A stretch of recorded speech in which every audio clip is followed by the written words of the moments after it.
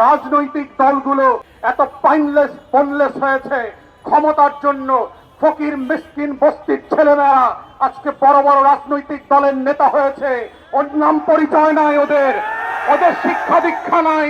যারা সত্য চেনে না, যারা আজাদির লড়াই বোঝে না, যারা হাজার বছরের ইতিহাসের স্বাধীনতা সার্বভৌমত্ব বোঝে না, ওই সকল ক্লাউন কোলামরা আজকে বাংলাদেশের রাজনৈতিক দলের নেতা।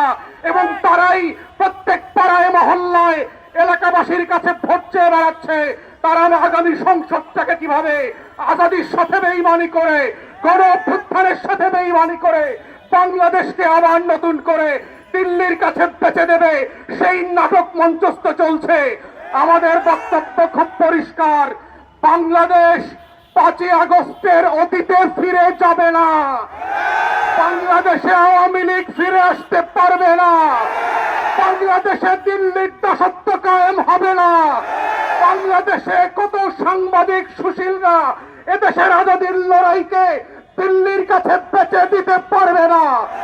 এই বক্তব্য খুব পরিষ্কার। যারা বাংলাদেশের আনাচে কানাচে প্রান্তে ঘুরে বেড়ান নয়, যারা বাংলাদেশের অলিতে গলিতে টং দোকানে আজাদির আকাঙ্ক্ষা বোঝেন না, যারা ওসমান হাদির নামটা পর্যন্ত সুন্দর করে উচ্চারণ করতে পারেন না, তারা ইনকিলাব মঞ্চের নাম শোনেন নাই, তারা আগামী দিনের বাংলাদেশে অপ্রাসঙ্গিক হয়ে যাবেন। এবং এটাই হচ্ছে আগামী দিনের রাজনীতির মূল তত্ত্ব কথা। এটাই হচ্ছে আজাদির বাংলাদেশ, এটাই হচ্ছে বাংলাদেশ 2। এবং সেই বাংলাদেশ 2 লড়াইতে একটা দুইটা বুলেট না, লক্ষ বুলেট দিয়েও এই আজাদির লড়াই বন্ধ করা যাবে না। আপনারা বারবার চেষ্টা করেছেন, হেফাজতের গণহত্যা হয়েছে, 1,64,000 বুলেট মেরেছিলেন। আওয়ামী লীগ ক্ষমতায় থাকতে পারে নাই। বিরোধী দলের 15,000 নেতা কর্মীকে গুম খুন করেছেন, আওয়ামী লীগ ক্ষমতায় থাকতে পারে নাই।